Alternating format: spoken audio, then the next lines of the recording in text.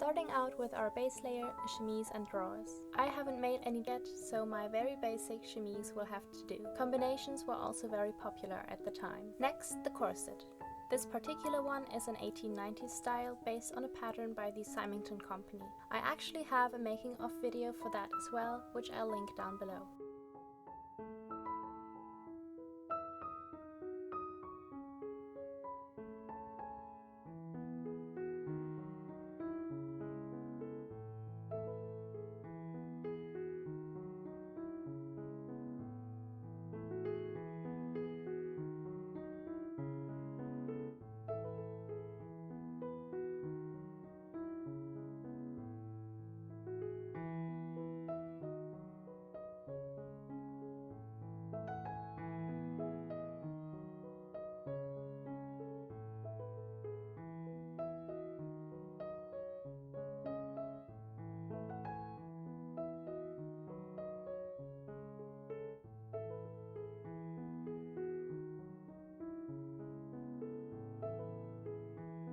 After lacing myself up, I'll tie on the hip pad to give the illusion of wider hips and consequently a smaller waist.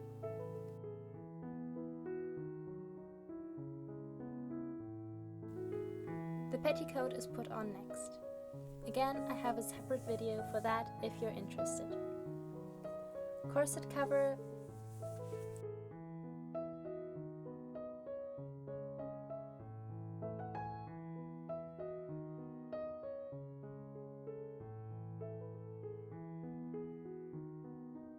A corset cover was used to smooth out the rigid lines of the corset and to protect the dress. These two were often far more elaborate than mine, and in the Edwardian period they often also featured ruffles at the bust to improve the figure.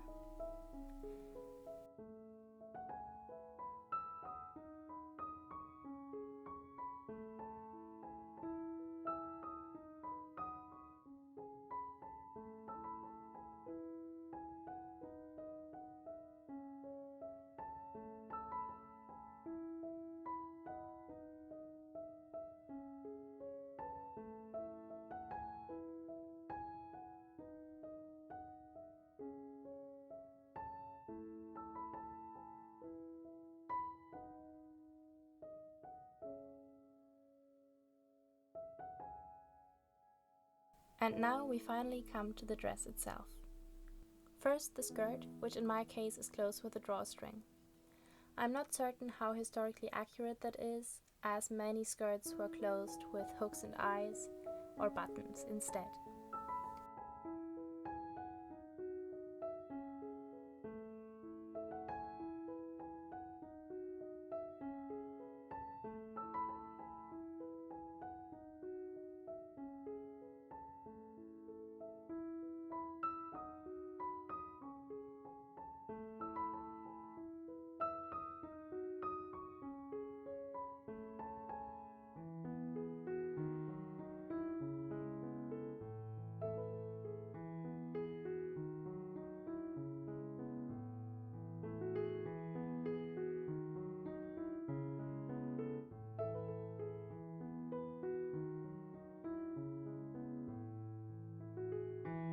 Time for the bodice, which would often be fastened to the skirt with hooks and eyes, but mine is simply tucked in and a ribbon sash hides where the skirt and bodice join.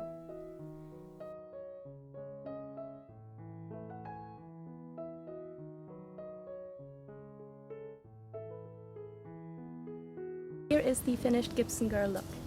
I'm wearing the dress with a lace collar and a vintage brooch, and I really love how this entire outfit gives off such strong Anne of Green Gables vibes, and I'm really happy with the result.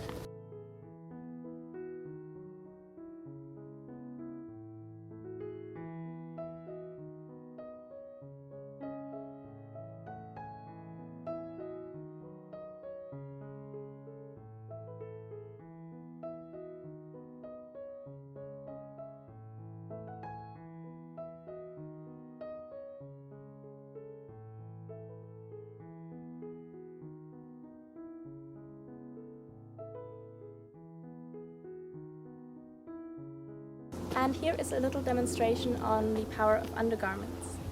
So in the Edwardian era, the S-shaped silhouette was very popular, and I'm just standing normally here, and my clothes do all the work for me. I don't have to stand in a weird position like this or anything, but just wearing a nice corset underneath and a fluffy blouse and some hip padding gives me all the shape I need. And here are some bodice details. So I'm wearing my lace collar, a brooch, this gorgeous puffiness at the front, I really love that. And then we got the sleeve ruffles,